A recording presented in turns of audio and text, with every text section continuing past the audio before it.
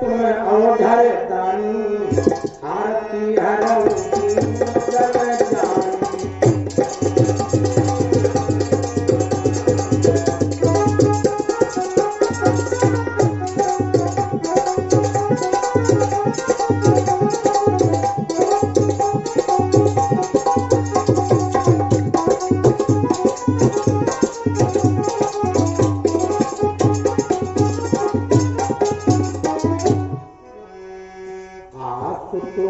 तुम औढ़र दानी आरती हरऊ दीन जन जानी।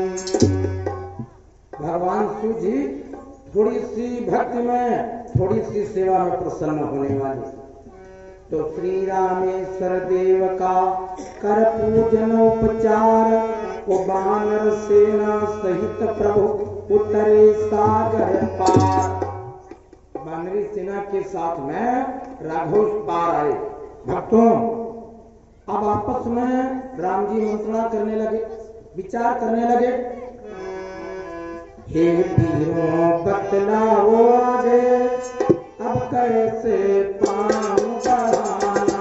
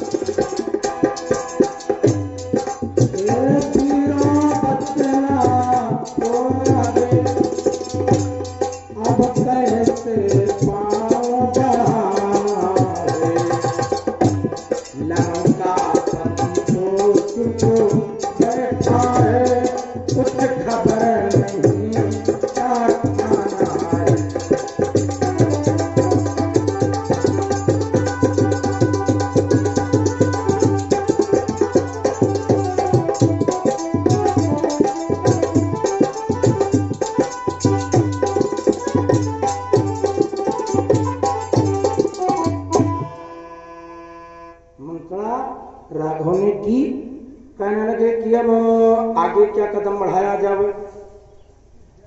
तो विचार ये हुआ, सम्मत ये हुई कि किसी दूत को भेजा जावे, सैन्य प्रस्ताव लेकर के जावे।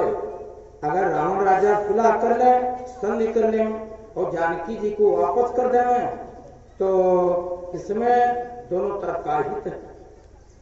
तो संधि का प्रस्ताव सुन करके हनुमान जी बोले कि लंका को हम जाएंगे।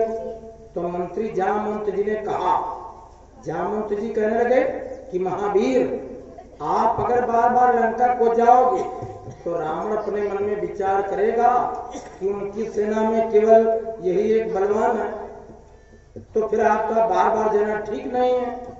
तो कोई दूसरा ये न कह दे कि हम जाएंगे। अंगद जी खड़े हो गए, बोले भगवान इस बार हमको अवसर दिया जाए।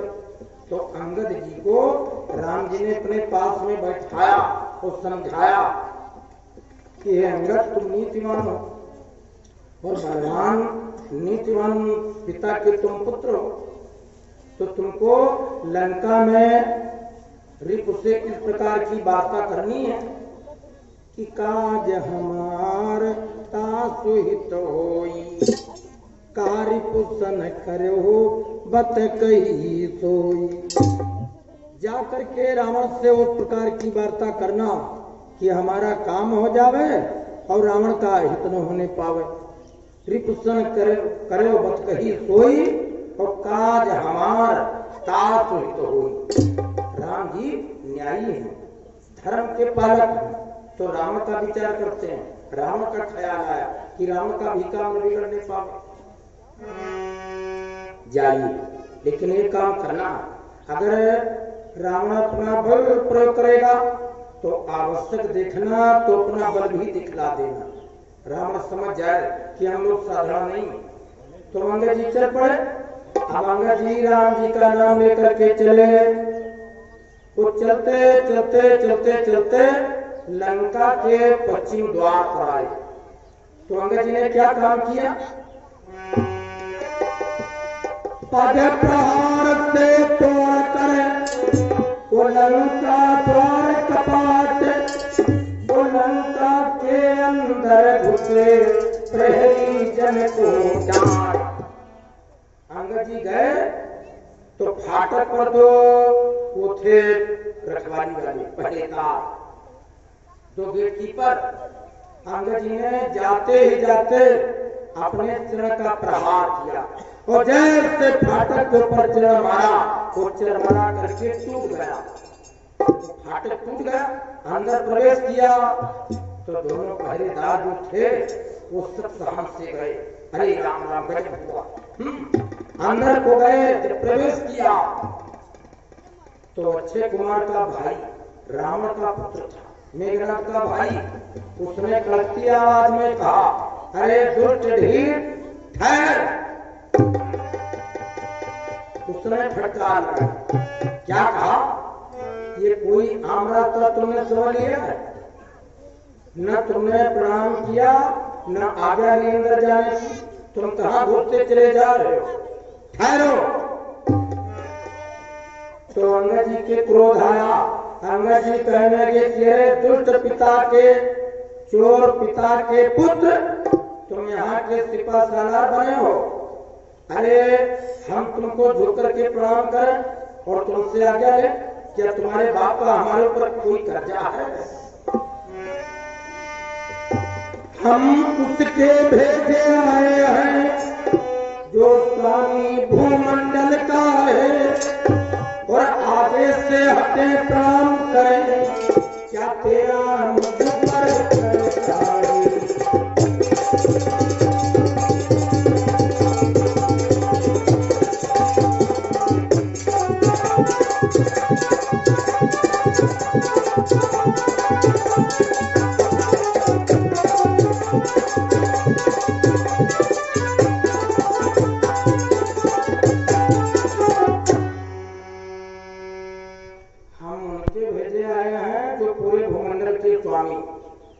तुम एक चोर पिता के पुत्र हो, तुम हमसे कहते हो कि हम तुमसे आज्ञा ले आए, हम डरने वाले नहीं।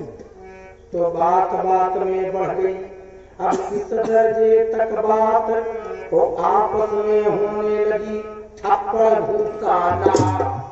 दोनों में मारपीट तो शुरू हो गए, मुट्ठी की युद्ध हो गए आपस में। तो फिर उस रावण के पुत्र को अंगद जी ने एक मुष्टि प्रहार में धराशायी किया। अब वो जब राजपुत्र मारा गया, अरे गजब, वो जो कर्मचारी थे, दूत लोग थे, वो सब तेड़ी बिड़ी भगे, इधर उधर को भगे। अब लंका में हर चौराहे पर, हर रास्ते पर जहाँ पर 4-5 लोग हैं आपस में बातें करते हैं तो हल्ला मचा, हल्ला। हाथों बातों चौराहों पर जहाँ चर्चा फैली गली गली, लंका में फिर से आ पहुंचा पहले वाला बजरंग बली।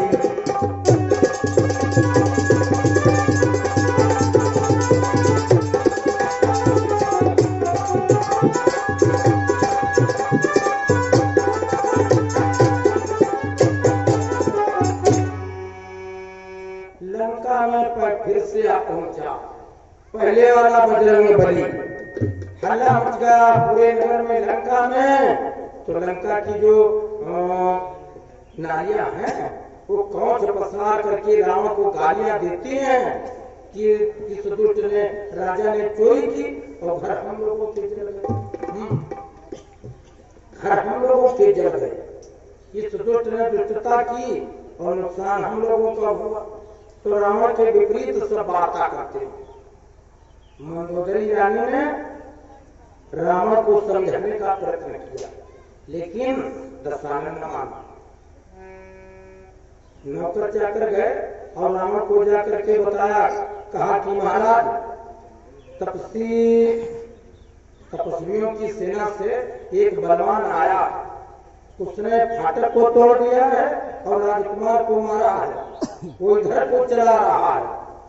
तो रावण बहुत नीतिमान, रावण ने कहा कि सुनो, तुम ये काम करो, कुछ उपद्रव वाली बातें मत करना, जाओ उस बलवान को आदर के साथ में बुला ले आओ।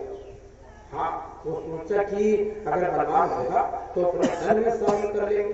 तो उससे कोई उल्टी सीधी बातें मत करना। जब बड़े आदर में बुला लिया तो दो दूत आए और अंगद जी के हाथ को पकड़ना चाहा। अंगद जी ने घुड़ करके देखा तो आगे आगे रास्ता बताते चल पड़े। जब अंगद जी राज दरबार को गए तो रावण राजा ऊंचे सिंहासन पर, तो जैसे अंगद जी को रावण ने देखा उसने नजरें अपनी फेर ली, दूसरी तरफ कर ली। अब आप कहीं पर जाओ, किसी से मिलने के लिए जाओ और आपको देख करके वो दूसरी तरफ को देखने लगे या निगाह फेर ले। देखो आदमी कभी कभी बड़ी चालबाजी करता, देख लेता है और नहीं देखता है। देख गया लेकिन जयराम नहीं करना है तो उत्तर को देखने लगे। जैसे कोई आदमी तुम्हारा रुपया चाहता है और चौराहे पर मिल गया तो इधर उधर को ताकने लगते। देख गए आप, देख गए लेकिन देखते नहीं कि आप जानो कि हम देख नहीं पाए। हाँ होता है कि आदमी बड़ा चालबाज होता है, आदमी जैसा बहुत चालबाज, तो पूछो मत। तो रावण देख तो गया अंगद जी को, लेकिन देखने के बावजूद देखता नहीं, वो दूसरी तरफ को देखता। अंगद जी से कुछ पूछा नहीं तो अंगद जी ने भगवान का नाम लिया और अपनी लांगूर को लंबी किया। अब अपनी लांगूर की कुंडली बनाई, कुंडली, और जब ये ऊंचा सिंहासन हो गया रावण राजा के सिंहासन से 1-2 हाथ ऊंचा, तो ऊपर पालथी लगा करके बैठे। अब जैसे रावण है अपने राज दरबार में अपने को नीचे और अंगद जी को उच्च आसन पर देखा तो हमारे क्रोध में रक्ति उसकी तन गई, लाल हो गया। उसने कहा कि रे बानर तू कौन है, वो क्या है तेरा नाम, आया तू दरबार में क्या है मुझसे काम। पूछा कहा दस कंठ कवनो